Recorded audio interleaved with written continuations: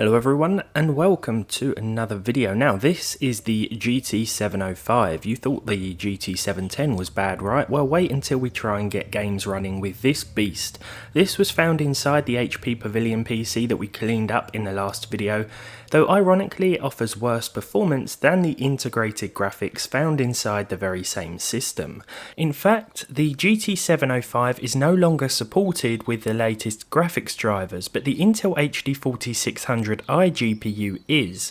I think the GT705 was used by HP in this system just so that they had an excuse to use the Nvidia GeForce sticker on the front, though it is a reasonable, inexpensive way to add an HDMI port to the computer too. Unlike the 710, the OEM 705 here is based on the older Fermi architecture and uses just 1GB of DDR3 memory. As disappointing as this thing sounds, the silver lining is that it's easy to overclock. I found no problems in whacking the clock speed up to 1GHz, as well as increasing the shader and memory speeds. This greatly improved the performance in GTA 5, and from this point forward, I'll be sticking with these speeds for the gameplay tests. There is only so much overclocking can do to help though. So for the gaming tests, I'm going to be, sorry, Days Gone is distracting me here. I'm going to be doing this sort of live. We're running Days Gone at 720p with 10% of that resolution, so this is 72p. I cannot see at all what's going on, although this did mean that we were seeing about 15-16 frames per second. This is as low as the game will go, and this is as good as the performance will therefore get. Is that an enemy? Yeah, I think so. Let's see if we can take them out here. I can just about make out the shape of them. There we go. So, yeah, that's... it's not a brilliant experience for Days Gone, but let's move on. Okay, so in Overwatch, when you're just walking around like I am now, the frame rate sort of hovers around 60. In fact, the average frame rate was 60 frames per second at least.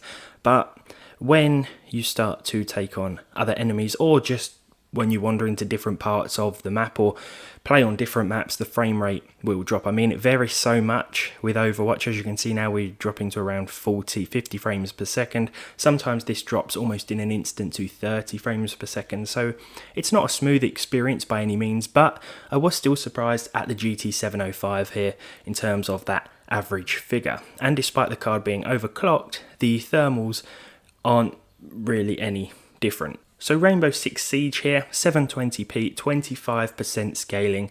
The game doesn't look too bad due to the sharpening used. We were just about scraping 30 frames per second. Let's get into the plane and see if this figure actually improves. We're still hovering at around 27 FPS. Yeah, 26. It's not brilliant, but again, a surprising result considering that we are essentially using a display adapter. The frame rate dropped to around 21, 22 there.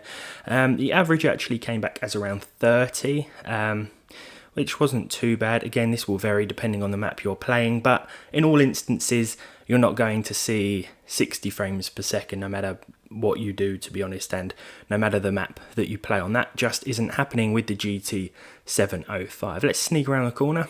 No one is here to be seen, but yeah, 25 to 30 FPS is what you can expect most of the time with this terrible GPU.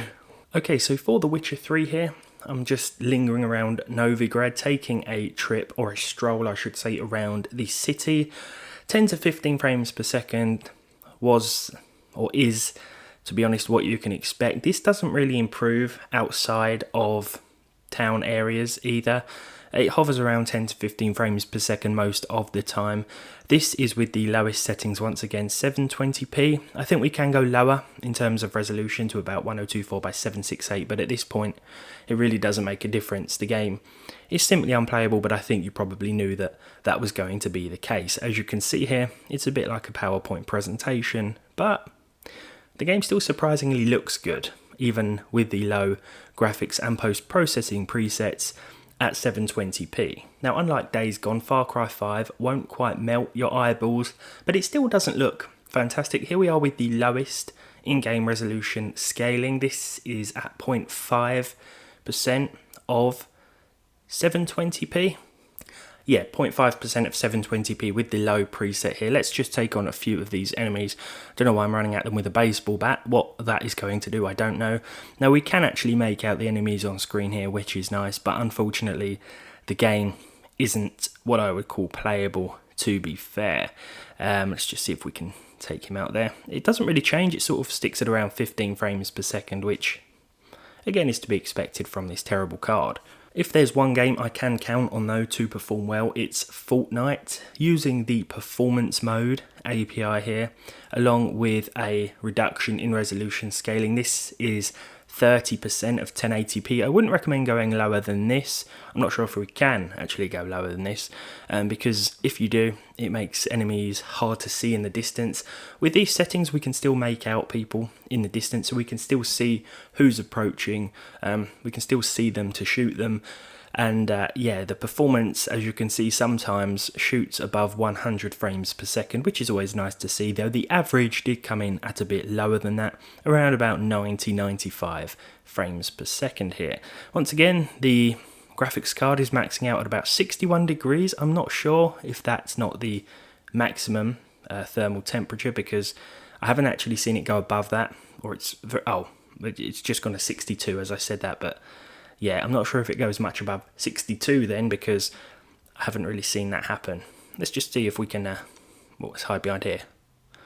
There we go. Yeah, so you can still make out enemies. You can still wipe out enemies as well. This is more than enough of a frame rate, I was going to say, in order to sort of remain competitive, but you have to be aware of the occasional dip. Finally then, we spoke about GTA 5 at the start of the video very briefly in comparison to the overclocked GPU, or the stock GPU I should say, and the Intel HD graphics. Here is a more in-depth look at the gameplay performance. Around about 40 FPS is the average with this GPU, and the game at 1080p with 50% resolution scaling. So it's really not too bad. It looks similar to like the PS3 version, something like that. A little bit worse, I'm going to have to say, but it does perform a little bit better, so yeah. But all in all, the 705, as I'm sure most of you expected, is not a brilliant card, but then again, it was never meant to be. It's essentially a display adapter, and for that, it does a good job of adding an HDMI port to a PC that would otherwise not have one, in this case, the HP Pavilion. But I hope this was never marketed as a gaming computer, because yeah, the Intel HD graphics are certainly much better. And on that note, thank you very much for watching. The 705 will go back in the system. The system will probably be sold on, and hopefully someone else can get some enjoyment out of it. But if you enjoyed this one, leave a like on it down below. Leave a dislike if you didn't. Subscribe to the channel if you haven't done so already, and hopefully I'll see all of you in the next one.